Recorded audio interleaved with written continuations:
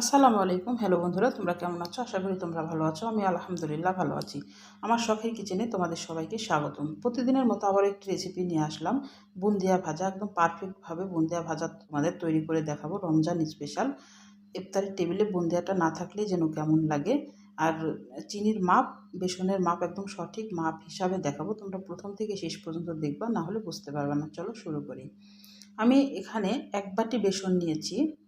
এখানে বুটের বেসন নিয়েছি, আমি ঘরে তৈরি করেছিলাম বেসনটা।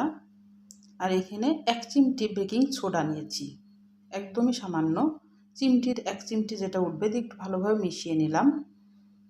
দিয়ে এবার এখানে পানি দিয়ে একটা ব্যাটার তৈরি করে নিব। খুব পাতলাও না ব্যাটারটা, আবার খুব ঘনও না, একটা মিডিয়াম টাইপের ব্যাটার তৈরি করে নিব।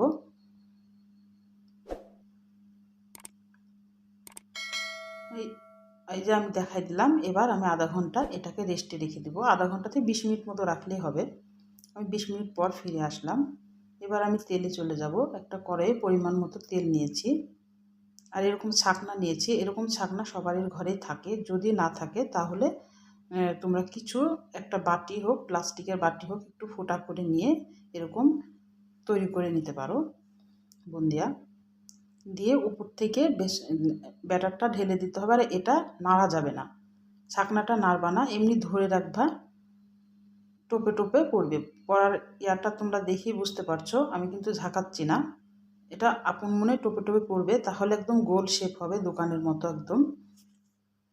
আমি এখানে কোনো কালার ব্যবহার করি নাই।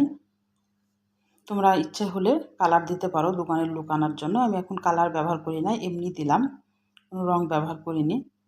তারপরে তেলের সাথে ২ থেকে ৩ মিনিট মতো ভেজে নিতে হবে। এটা বেশিক্ষণ রাখা যাবে না।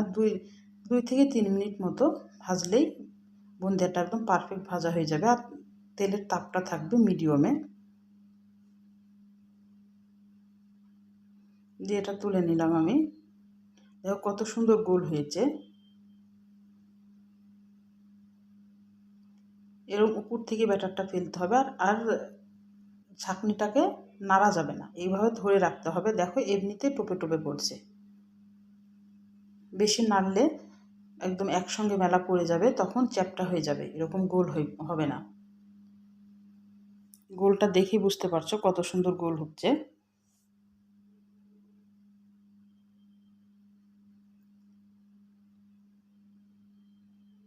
আমি তোমাদের আর একটা ব্যাচ দেখাই দিলাম।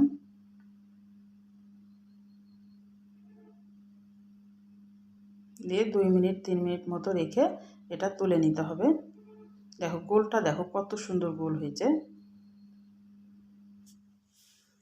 এবং স্বাস্থ্যসম্মত যদি বুন্দিয়া বাড়িতে তৈরি করে খাওয়া যায় তাহলে তো ভালোই হয়। আমি এখানে যে বাটির বেসন মেপে নিয়েছিলাম সেই বাটিরই ১ বাটি চিনি দিলাম আর ১ বাটি পানি দিলাম। তাহলে একদম পারফেক্ট ঝরঝরা একটা বুন্দিয়া হবে।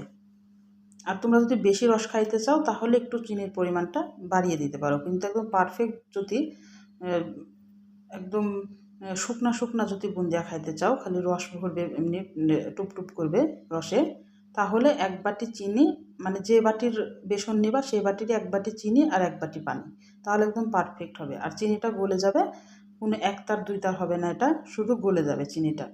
আর একটু আঠালো টাইপের লাগবে, তখনই এটা বন্ধ করে দিতে হবে।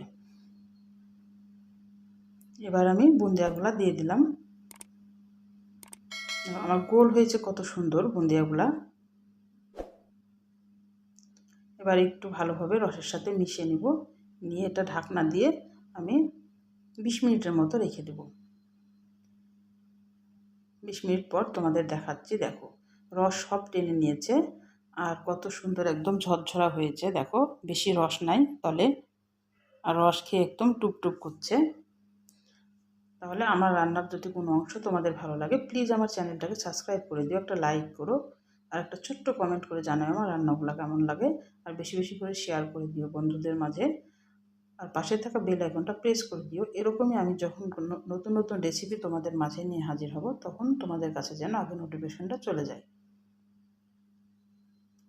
আমি একটা টিপে দেখাচ্ছি। দেখো রসে একদম টুপটুপ করছে। দেখো রস ঢুকে একদম, আর ঝরঝরা একদম পারফেক্ট। আমি যে চিনির মাপটা বললাম এভাবে করলে একদম পারফেক্ট হবে। তাহলে আজকের মতো বিদায় নিচ্ছি। তোমরা সুস্থ থাকবা, ভালো থাকবা। আবার কোনো নতুন রেসিপির সাথে হাজির হবো। আল্লাহ হাফেজ।